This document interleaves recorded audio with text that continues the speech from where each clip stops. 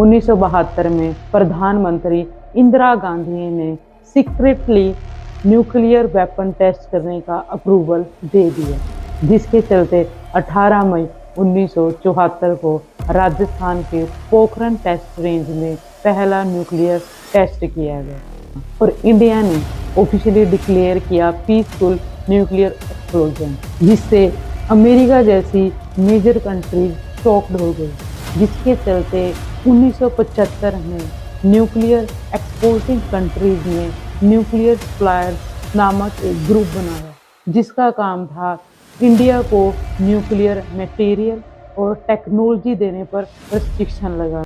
लेकिन भारत ने इन सभी बाधाओं का सामना करते हुए खुद को न्यूक्लियर वेपन स्टेट घोषित किया। तो आइए आज जानते हैं इसके पीछे की पूरी कहानी। तो भारत के न्यूक्लियर प्रोग्राम की जो नींव है वो आज़ादी से 3 साल पहले 12 मार्च 1944 को उस वक्त पड़ी जब डॉक्टर होमी जहांगीर भाभा ने इंडिया के जाने माने उद्योगपति JRD टाटा को एक ऐतिहासिक लेटर लिखा। तो जो डॉक्टर होमी जहांगीर भाभा थे उन्हें father of Indian nuclear programme भी कहा जाता है।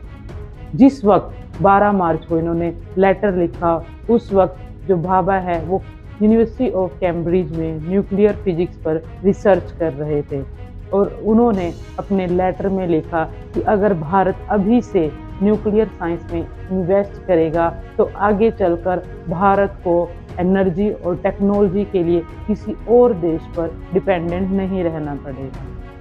तो जो JRD टाटा थे उन्होंने भाभा के इस विज़न को समझा और इसी के चलते जून 1945 में Tata institute of fundamental research की स्थापना की गई और उसके बाद 1947 में जब भारत आज़ाद हुआ तो उस वक्त प्रधानमंत्री बने पंडित जवाहरलाल नेहरू। जो जवाहरलाल नेहरू जी थे वो साइंस को राष्ट्र निर्माण का सबसे पावरफुल टूल मानते थे और इसी के चलते अगस्त 1948 में इंडियन पार्लियामेंट ने एटॉमिक एनर्जी एक्ट पास किया और atomic energy commission of India बनाई और इस कमीशन के जो चेयरमैन थे वो थे होमी भाभा। और 1954 में गवर्नमेंट ने डिपार्टमेंट ऑफ एटॉमिक एनर्जी बनाया और न्यूक्लियर प्रोग्राम को नेशनल प्रायोरिटी बना दिया। इसके बाद 1956 में मुंबई के ट्रॉम्बे एरिया में एशिया का पहला न्यूक्लियर रिएक्टर स्थापित किया गया, जिसका नाम रखा गया अप्सरा और इस न्यूक्लियर रिएक्टर को ब्रिटेन की मदद से बनाया गया था। ये जो रिएक्टर है वो न्यूक्लियर रिसर्च के लिए यूज़ किया जाता था। स्टार्टिंग में भारत का न्यूक्लियर वेपन बनाने का कोई भी इरादा नहीं था।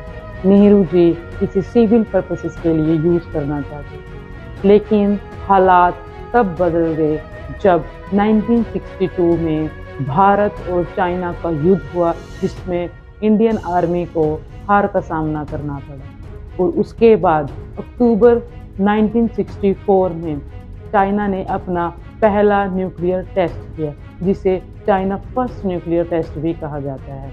इसके बाद भारत को न्यूक्लियर वेपन बनाने की ज़रूरत महसूस होने लगी, क्योंकि अब उनका एक पड़ोसी देश न्यूक्लियर वेपन स्टेट बन चुका है और इसी के चलते नवंबर 1964 में होमी जहांगीर भाभा ने ऑल इंडिया रेडियो इंटरव्यू में बहुत महत्वपूर्ण स्टेटमेंट दी और उन्होंने कहा कि अगर भारत सरकार पॉलिटिकल डिसीजन ले तो भारत सिर्फ 18 महीनों के अंदर न्यूक्लियर बॉम्ब बना सकता है। लेकिन 1965 में भारत और पाकिस्तान के बीच में युद्ध हुआ, जिसके चलते भारत की आर्थिक स्थिति कमज़ोर हो गई और उस वक्त के प्रधानमंत्री लाल बहादुर शास्त्री ने न्यूक्लियर प्रोग्राम को ऑफिशियली अप्रूवल नहीं दिया। लेकिन भारत को सबसे बड़ा झटका 24 जनवरी 1966 उस वक्त लगा जब एयर इंडिया फ्लाइट 101 क्रैश हुआ और इस क्रैश में डॉक्टर होमी जहांगीर भाभा की डेथ हो गई। ये भारत के लिए एक बहुत बड़े दुख की बात थी और इसके बाद विक्रम साराभाई को न्यूक्लियर प्रोग्राम का लीडर बनाया गया और उनका मेनली जो फोकस था वो था स्पेस के ऊपर और पीसफुल न्यूक्लियर टेक्नोलॉजी के ऊपर। वो न्यूक्लियर वेपन बनाने की बिल्कुल भी समर्थक नहीं थे। लेकिन फिर आया एक टर्निंग पॉइंट जब 1971 में भारत और पाकिस्तान के बीच में युद्ध हुआ, जिससे बना बांग्लादेश।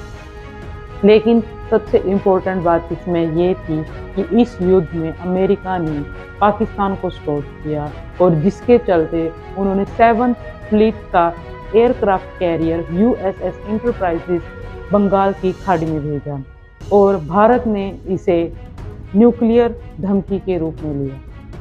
और भारत को ये बात समझ आई कि अगर भारत के पास न्यूक्लियर वेपन नहीं होगा तो वो हमेशा कमज़ोर ही रहेगी।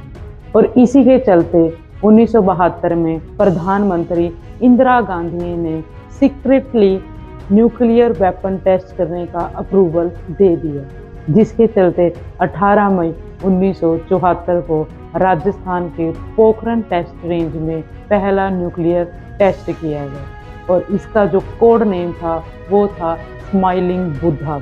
और इस टेस्ट के लिए जो डेट चूज की गई थी वो थी बुद्ध पूर्णिमा और इंडिया ने ऑफिशियली डिक्लेयर किया पीसफुल न्यूक्लियर एक्सप्लोजन, जिससे अमेरिका जैसी मेजर कंट्री शॉक्ड हो गई, जिसके चलते 1975 में न्यूक्लियर एक्सपोर्टिंग कंट्रीज ने न्यूक्लियर सप्लायर्स नामक एक ग्रुप बनाया, जिसका काम था इंडिया को न्यूक्लियर मटेरियल और टेक्नोलॉजी देने पर रिस्ट्रिक्शन लगाना। लेकिन इसके बाद इंडिया ने डिसाइड किया कि वो सेल्फ रिलायंस बनेगा, जिसके चलते 1983 में लॉन्च हुआ integrated guided missile development programme, जिसके जो मेन लीडर थे वो थे एपीजे अब्दुल कलाम।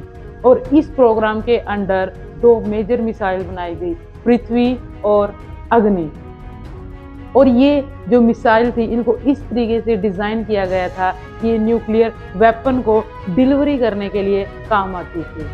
और 1985 में इंडिया ने अपना एक रिएक्टर बनाया जिसका नाम था ध्रुवा रिएक्टर। और ये रिएक्टर बेसिकली प्लूटोनियम, जो कि न्यूक्लियर वेपन बनाने में काम आता है, उसकी प्रोडक्शन करता था। और 1995 में जब प्रधानमंत्री बने पीवी नरसिम्हा राव, उन्होंने पोखरण में चुपचाप तरीके से न्यूक्लियर टेस्ट करने की परमिशन दी। लेकिन 1995 में यूएस इंटेलिजेंस सैटेलाइट ने पोखरण में अनयूजुअल एक्टिविटी डिटेक्ट की, जिसके कारण यूएस ने भारत पर डिप्लोमेटिक प्रेशर बनाया, जिसके चलते भारत को अपना टेस्ट पोस्टपोन करना पड़ा। और जब 1995 में इलेक्शन के बाद प्रधानमंत्री बने अटल बिहारी वाजपेयी, उन्होंने न्यूक्लियर टेस्ट को इमीडिएटली अप्रूव किया। और ये जो अब सारी प्रोसेसिंग थी, सारी प्लानिंग थी, इसको भी बहुत ज़्यादा सीक्रेट तरीके से रखा गया। और इस ऑपरेशन का उन्होंने नाम दिया ऑपरेशन शक्ति। लेकिन US spy intelligence continuously India को मॉनिटर कर रहा था कि कहीं वो फिर से अपनी न्यूक्लियर वेपन बनाने की तैयारी शुरू ना कर दे। इसलिए इस टेस्ट की जो प्रिपरेशन थी वो रात में की जाती थी। जो भी खुदाई का काम था या कंस्ट्रक्शन का काम था वो सब रात को होता था, दिन में कोई काम नहीं होता था। और जो इस ऑपरेशन के साइंटिस्ट थे जैसे कि एपीजे अब्दुल कलाम और बाकी के जो साइंटिस्ट थे, उनको मिलिट्री की यूनिफॉर्म दी गई ताकि अगर यूएस सैटेलाइट उनको डिटेक्ट करती है तो उसको लगेगा कि ये नॉर्मल मिलिट्री एक्सरसाइज चल रही है। और 11 मई 1998 को इंडिया ने एक साथ 3 न्यूक्लियर डिवाइस एक्सप्लोड किए। और सेम डे अटल बिहारी वाजपेयी जी ने ये अनाउंस किया कि India is now a nuclear weapon state. इसके साथ ही इंडिया ने 2 और एडिशनल टेस्ट भी किए। लेकिन इसके बाद जो मेजर कंट्रीज थी जैसे अमेरिका, जापान, इन्होंने इंडिया के ऊपर काफ़ी सैंक्शन लगा दिए। जैसे कि इंडिया को टेक्नोलॉजी देने पर काफ़ी रिस्ट्रिक्शन थी, उनको फाइनेंशियल हेल्प देने पर काफ़ी रिस्ट्रिक्शन थी। लेकिन अब इस बात से कोई मतलब नहीं था क्योंकि इंडिया न्यूक्लियर वेपन स्टेट बन चुका था। लेकिन 1999 में इंडिया अपनी एक न्यूक्लियर पॉलिसी लेके आया जिसका नाम था नो फर्स्ट यूज़, मतलब इंडिया कभी भी न्यूक्लियर बम को पहले यूज़ नहीं करेगा। अगर उसके ऊपर हमला हुआ तब वो रिटर्न में हमला करेगा। साथ ही साथ इंडिया ने ये भी कहा कि वो सिर्फ उतने न्यूक्लियर बम रखेगा जितने उसे अपनी सेफ्टी के लिए चाहिए। और आज इंडिया के पास अपने न्यूक्लियर वेपन हैं और अगर इंडिया चाहे तो वो हर जगह से दुश्मन के ऊपर हमला कर सकता है, चाहे वो पानी में हो, चाहे वो धरती में हो, चाहे वो आकाश में।